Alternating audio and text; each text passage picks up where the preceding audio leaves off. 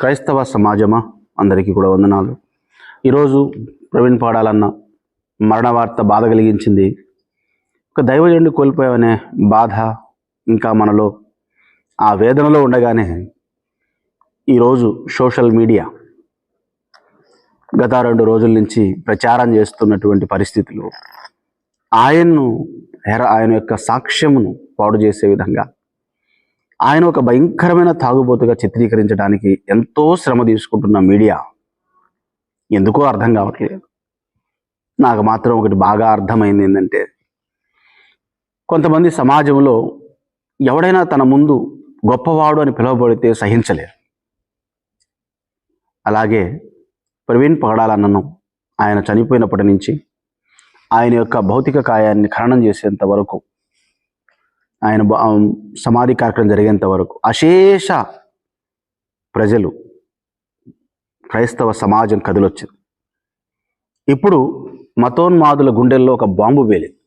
ఏంటంటే, ఇంత హైపీనికి వస్తే నిశ్చయంగా మన మీద ప్రజలు తిరుగుబాటు చేస్తారు. ఎవరు? క్రైస్తవులు కాదు, వాళ్ళ హిందువులే. హైందవ్యంలో ఉన్న సద్హృదయులు, మంచి భావాలు కలిగిన వ్యక్తులు, వాళ్ళలో కూడా కొంతమంది, చాలామంది మంచి వాళ్ళు ఉన్నారు. ఈ తగాదాలు పెట్టే కొద్ది బ్యాచ్ తప్ప మిగతా వాళ్ళందరూ అందరము కలిసే ఉంటున్నాం. అయితే ఈ మూకంతా కూడా కలిసి ఒక దుర్మార్గమైన చర్యకు పూనుకుందని మాత్రం నాకైతే బాగా అర్థమైంది. ఈయనకొచ్చినటువంటి ఈ యొక్క ఇమేజ్ని డ్యామేజ్ చేయాలి. ఏమవుతుంది ఆ ఇమేజ్ని డ్యామేజ్ చేస్తే అంటే, ఒక ఫాస్టర్ త్రాగి బైక్ నడిపాడు అనేది సృష్టించే క్రమంలో ఎన్నో ఫేక్ వీడియోస్ని వాళ్ళ దగ్గర పెట్టుకున్నారని అర్థమవుతుంది. ఎందుకంటే జాషువా చేయగుడి అన్న ఆ ముందు కొని ఆయన దగ్గర 2 ఫోన్లు ఉన్నాయని ఆ ఫుటేజ్ని చూడటం జరిగింది. అలాగే కీసర దగ్గర బైక్ పడింది అని చెప్తున్నారు, కానీ పోలీసు వారు చూపించిన కాడ అదే కీసర్ రోల్ గడి దగ్గర ఆయన చక్కగా బండి నడుపుకుంటూ వచ్చాడు. 2 విషయాలు. అలాగే మూడోది, ఎక్కడ కోదాడో ఏదో చెప్తున్నారు కదా, ఏలూరు దగ్గర మద్యం షాప్లోకి వెళ్ళింది. ఆ వీడియో కూడా రియల్గా వాళ్ళు మాట్లాడుకున్న వీడియోనే చేగుడి జాషువా బ్రదర్ భారత్ టీవీ ఛానల్లో ఆయన తెలియజేయటం జరిగింది. అందులో ప్రవీణ్ పగడాలన్నే కాదు అనడానికి స్పష్టమైన ఆధారం దొరికింది. అంటే ఏదో మొత్తానికి ఒక భారీ కుట్ర బయట జరుగుతుంది.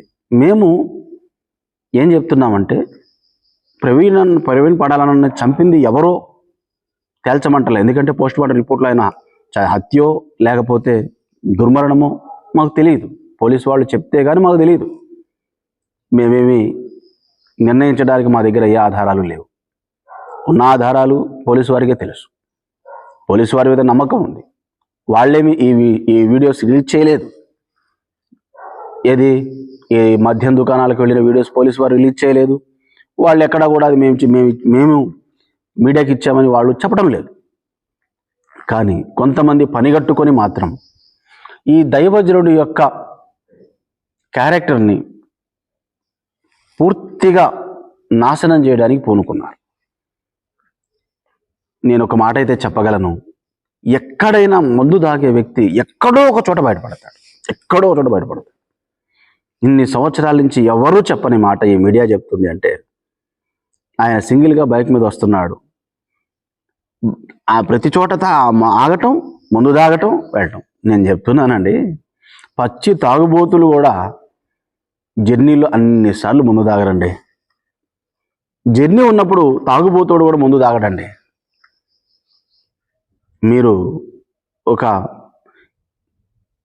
మీరు చేస్తున్నటువంటి ఈ ప్రచారం నాకు అర్థమైంది ఏంటంటే, ఎవరో మెప్పు కొరకు లేకపోతే ఎవరో మిమ్మల్ని ప్రోత్సహిస్తానో లేకపోతే ఎవరో మిమ్మల్ని బలవంతం చేస్తానో ఆయన క్యారెక్టర్ని మీరు పాడు చేయండి, ఆయన క్యారెక్టర్ లేనివాడుగా చిత్రీకరించండి, అదే ప్రచారం జరగాల. ఇది జరిగితే ఏం జరిగిద్దో కూడా నాకు తెలుసు. నిన్న ఇది రిలీజ్ అయిన వెంటనే ఒకడు మాట్లాడుతున్నాడు ఫాస్టర్లని తిడుతూ. ఏమని? ఈ ఫాస్టర్లంతా తాగుబోతులు, వీళ్ళు తాగి చచ్చి మా మీద వేస్తారా? మేము ఎవరి మీద వేయలేదు. పోలీసు వాళ్ళు చెప్పేంత వరకు మేము ఎవరిని కూడా ఏమంటలేదు. అంటే వీళ్ళు ఎందుకు ఇలా దాన్ని తీసుకుని చెప్తుంటే వీళ్ళే చేస్తున్నారేమో డౌట్ వస్తుంది ఇప్పుడు. దయచేసి గవర్నమెంట్ వాళ్ళు ఈ విషయాల్లో జోక్యం చేసుకున్నారు. ఇంకొంచెం చొరవ చూపి ఇలాంటి దుష్ప్రచారాలను ఆపండి, వాస్తవాలను బయటికి తీసుకురండి. చనిపోయిన బాధలో ఉన్న క్రైస్తవ సమాజానికి ఇంకొంచెం మీరు మేలు చేయకపోగా భయంకరమైన దుర్మార్గం చేస్తున్నారు అనేది మాత్రం అర్థమవుతుంది. అంటే క్రైస్తవుల మీద మేము పగబట్టామని మీడియా చెప్పకనే చెప్తుంది. ఎందుకంటే ఈరోజే కాదు, ఎన్నో రకాల దాడులు జరిగాయి. బొల్లాపల్లిలో ఒక మహిళ తన ఇంటి మీద ప్రార్థన చేసుకుంటే వచ్చి చంపినటువంటి ఉదంతాలు మాకు తెలుసు. మేము వెళ్ళి చూసాం పరిస్థితి. ఆ కేసు విషయంలో ఇప్పటివరకు ఏమీ తేలలేదు. ఆ కేసు విషయంలో ఇప్పటికీ ఏమీ తేలలేదు. అంటే క్రైస్తవుల మీద మేము ఇలా దాడి చేస్తామని చెప్పకనే చెప్తున్నారు. అప్పుడు ఏ మీడియా చూపించలేదు. ఎన్నో ఘటనలు జరుగుతున్నాయి, క్రైస్తవుల మీద ఎన్నో దాడులు జరుగుతున్నాయి. ఒక్క దాడి కూడా మీడియా చూపించదు.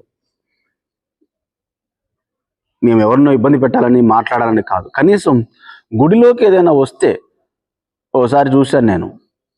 ఏదో ఒక జంతువు వచ్చి ఆ గుడిలో తిరుగుతూ ఉంటే దాన్ని కూడా లైవ్ టెలికాస్ట్ చేశారు.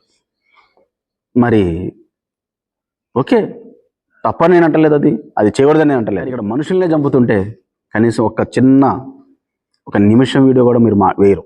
అంటే మీ యొక్క పక్షపాత ధోరణి అర్థమవుతుంది. మీ పక్షపాత ధోరణి బాగా అర్థమవుతుంది. ఎందుకంటే మీరు కావాలని క్రైస్తవుల మీద ఒక పథకం ప్రకారం, ఇది ఒక ప్రవీణ్ అన్న మీద జరుగుతున్న దాడిగా నేను అనుకోవట్లేదు. క్రైస్తవ సమాజం అంతటి మీద ఇలాంటి ఒక బురద వేసి మతోన్మాదులకు ఇంకొంచెం ప్రోత్సాహం ఇచ్చి క్రైస్తవుల మీదకు దాడి చేసే విధంగా ఈ మీడియా పనిచేస్తుంది అనడానికి నేను ఎటువంటి సందేహం వ్యక్తం చేయట్లేదు. ఖచ్చితంగా అలాంటి కార్యక్రమమే మీడియా పూనుకుంది. ప్రవీణ్ అన్న హత్యో లేకపోతే సహజ మరణమో అది తేల్చేది పోలీసులు. మరి మీరెందుకు హడావుడి చేస్తున్నారో అర్థం కావట్లేదు. కాబట్టి మీ మీద చాలా డౌట్స్ వస్తున్నాయి, మాకు చాలా చాలా చాలా డౌట్స్ వస్తున్నాయి.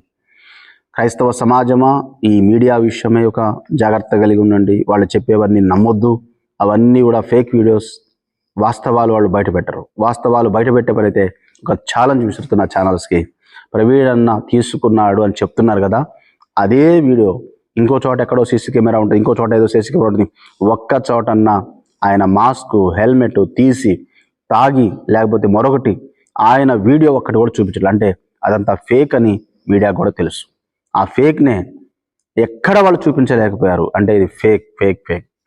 ఈ ఫేక్ని ప్రచారం చేసి జనంలో ఆ దైవజనుడిని తక్కువ చేసి క్రైస్తవ సమాజాన్ని చులకన చేయడానికి ఓ పెద్ద కుట్ర జరుగుతుందని మాత్రం క్రైస్తవ సమాజము అర్థం చేసుకోవాలి.